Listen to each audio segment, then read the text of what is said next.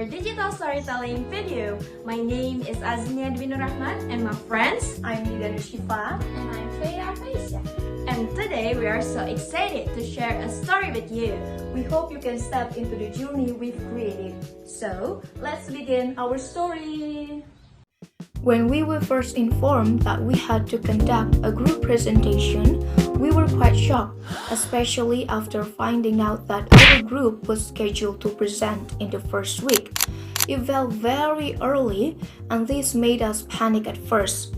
And after we found out that our group had to present the topic on subject-verb agreement and connectives, our initial reaction was definitely surprising, especially because subject-verb agreement was a bit shocking for us, and we hadn't expected to get that material. On top of that, our group was scheduled to present early, which added more pressure since we didn't have as much time to prepare.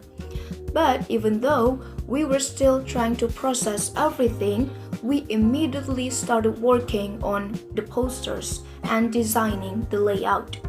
Luckily, a lot of people ended up complimenting our posters because they look cute, and that actually helped us feel a bit more confident.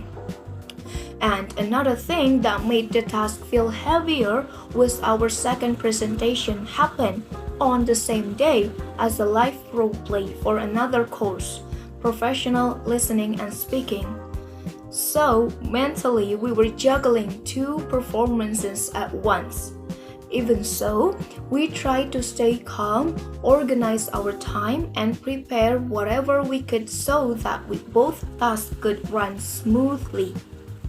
Once we managed to get through the hectic preparation, moving on to the creative part allowed us to appreciate the process even more.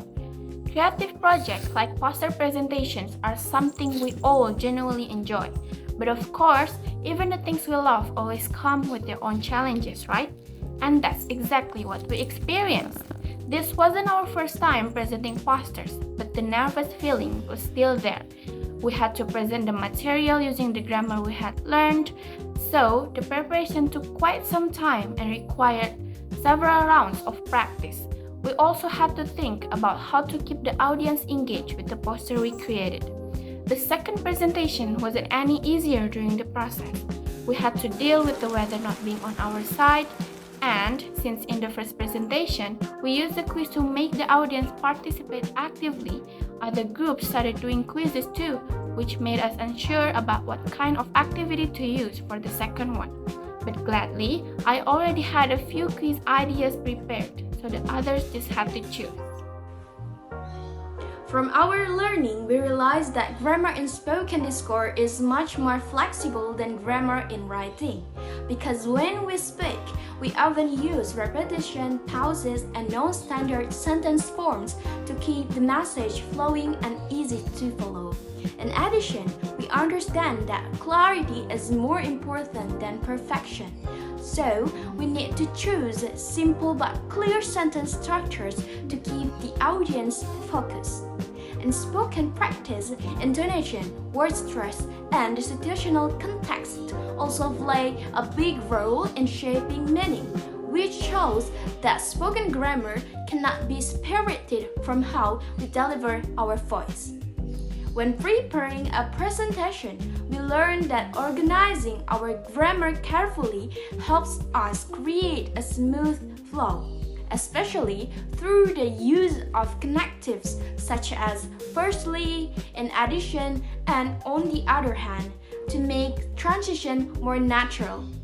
Finally, consistent speaking practice helps us become more aware of choosing natural sentence structures, maintaining rhythm, and building confidence when speaking in front of others.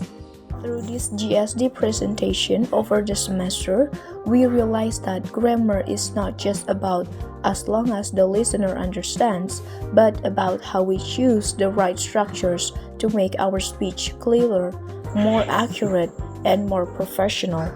It made us aware that every small grammatical choice shapes how our message is received, And in the end, it made us understand that spoken grammar isn't just something we learn from class. It's a tool that reflects who we are as the communicators. It's about ensuring that our message truly reaches the audience exactly the way we intended to. In our poster presentation, we didn't only talk about grammar, we really applied it. For examples, we used real sentences like "she writes a letter" and compared them with the incorrect version to show what happens when the subject and verb don't agree. We also added color marks, green for correct, red for wrong, to make it visually clearer. And when we explained the poster orally, we used connectives like first, next, and finally, so the audience could easily follow the sequence. We also used however and on the other hand when we compared examples. So in short, we didn't only learn the grammar rules, we actually practiced them in real communication during our presentation. Thank you for joining us on this journey. Remember, every story has its own voice and every voice deserves to be heard. Thank you for watching and listening. Bye-bye!